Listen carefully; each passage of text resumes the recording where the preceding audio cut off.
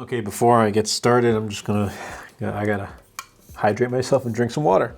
No, seriously though, like I gotta drink at least like 2 of these. I think this is a 32 ounce, but yeah, this is, you can find this in the description down below. I've been loving this. I've been carrying this with me. It's become like a daily carry of mine every single day. If you want to support the channel out too, definitely be sure to check it out. But as you can see right here, we got 2 phones, the OnePlus 12 and the Asus Zenfone 11 Ultra. And I want to talk about both of these devices, and in the end of the video share which one I would personally prefer and which one I would recommend to most people. And that's going to start things off with design. They're drastically different designs, but they both get the job done. Like, they're both really nice designs overall. So starting off with OnePlus 12, we're getting Corning Gorilla Glass Victus 2, IP65 rated, waterproof and dustproof, a 6.82-inch LTPO AMOLED 120Hz Quad HD display. It is curved around both sides, 1600 nits and 4500 nits of peak brightness. This display is phenomenal. Like, on day-to-day use, it is very, very good. I can definitely tell you that. I like how the camera is centered in the middle, which I think most devices should be. You know, past device from past years, I used to have it in the top left or top right corner, and just having it centered is definitely the way to go. But I really do like this design. You've got a huge camera cutout right here with a triple camera setup, and I'll be getting to that in a little bit. But this is like OnePlus's unique, iconic design. When you see a design like this with a huge camera cutout in this shape or form, you know it's going to be a OnePlus device.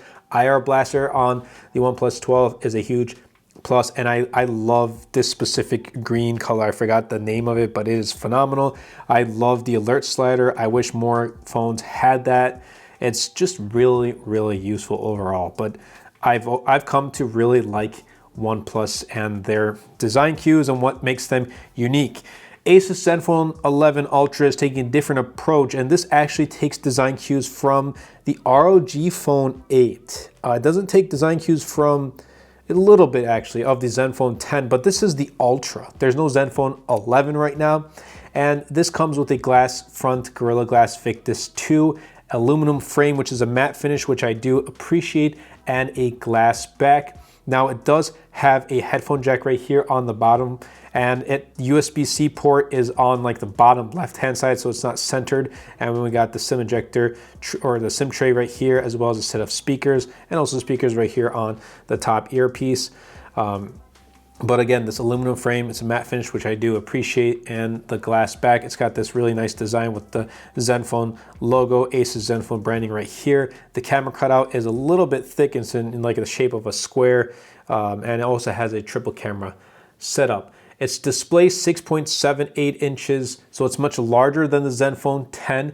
Full HD LTPO AMOLED, so 1 to 120 Hertz and 144 Hertz in gaming mode, and 1600 nits and 2500 nits of peak brightness. So it still does get plenty bright as well. Like, using both of these devices outdoors, you won't have any issues whatsoever. But it does come down to, you know, preference. Which one would you prefer?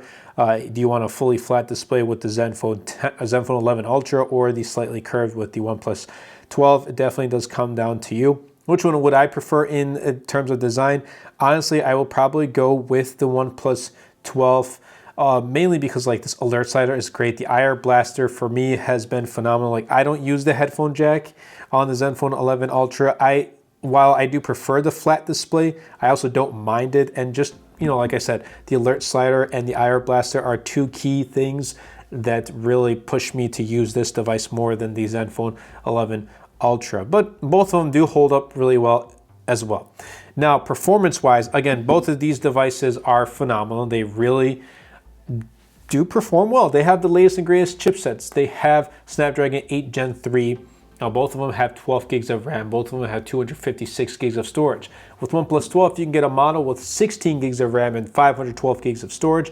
It's running Oxygen OS 14 based on Android 14. Buttery smooth, but for me, Oxygen OS isn't the type of, you know, OEM OS UI user interface that it used to be. It lost that stock Android look and feel. That's just my take on it. I still like it, but it just doesn't have that stock Android look and feel. And I've used past OnePlus devices that have had that look and feel. When we come to the Zenfone 11 Ultra, again, Snapdragon 8 Gen 3, there is a 16 gig RAM and 512 gig of storage model available. It's just not available on Asus's US website. Again, this also tackles everything at ease, from watching videos to playing games to using it for social media, as well as the OnePlus 12. But the downside here is we're only getting about 2 years of software updates, whereas the OnePlus 12, about 4 years. So about 50% more, or twice as more software updates. So you can hold on for the OnePlus 12 for 4 years, whereas the Asus Zenfone 11 Ultra, like after 2 years, like, are you gonna be getting any software updates? I don't know. But the one thing I like about the software here is it gives you two options, like Asus Zen UI or a stock Android UI. And that's what I like. I like how it gives you that option. Not other, OEMs and other companies do that. But in the long-term scheme of things, the only reason why I would prefer the OnePlus 12 in this case, on top of, me also liking that stock Android look and feel, is the fact that it has more software updates. It's going to last you longer. And we're at a point in time where devices are so powerful, they can last more than 2-3 years. Past devices weren't like that, but these two can last. Essentially, Zenfone 11 Ultra can last 4 or 5 years, as well as OnePlus 12, and OnePlus does support it with software updates. But Asus, for now, they don't. Maybe in the future they will, but I hope they do. But in the meantime, again, you're just going to be more secure going with the OnePlus 12. Now, talking about the cameras, how are they? OnePlus 12, starting off with its setup, a 50 megapixel wide with OIS, a 64 megapixel periscope telephoto with 3x optical zoom, and a 40 megapixel ultra wide, 114 degrees. And its quality is really good. And I'll be putting up sample photos. The Zenfone 11 Ultra has a 50 megapixel wide with gimbal OIS. It has a 32 megapixel telephoto with OIS and 3x optical zoom, and 13 megapixel ultra wide. And again, I'll let you be the judge based on the comparison between the two. And for me, I don't really have a preference. Like, if you threw either camera setup for me, I'd be fine with it. This ultimately does come down to which device camera setup you would prefer. So for me, I'm kind of neutral on this. I think they both perform pretty darn well. And again, Asus did throw in a triple camera setup because it's the Ultra. The Zenfone 10 didn't have a triple camera setup. This one does. I think it does perform fairly well.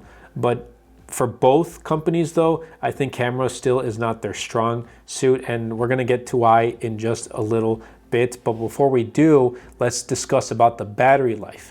So OnePlus 12 has a 5,400 milliamp hour battery, which is pretty big, and the Zenfone 11 has a 5,500 milliamp hour battery. The OnePlus 12, 80 watts of wired charging, so 1 to 100 in about 30 minutes, and 50 watts of wireless, 1 to 100% in 55 minutes, as well as 10 watts of reverse wireless charging. But here's the thing, to get that max 50 watts of wireless charging, you need to use OnePlus's own wireless charger. So if you don't, you're not going to get that 50 watts of max wireless charging. Zenfone 11 Ultra is 65 watts of wireless fast, or not wireless, just fast charging, which is still really fast. It's not 80 watts, but honestly, it's still really fast. It also does have wireless and reverse wireless charging as well. And both of these devices, I think, were meant for heavy users like myself. So if you are a heavy user, and what I mean by that is like you're using your phone for everything from watching YouTube videos, using it for social media, for taking photos and videos, calling, texting, emailing, using them and taking care of a lot of your work with your smartphone, both of these devices are going to be really great. And I think they'll easily hit getting into that second day without any issues, and you won't need to charge overnight. Just plug it in the morning for 30 minutes and you're really essentially all set to go.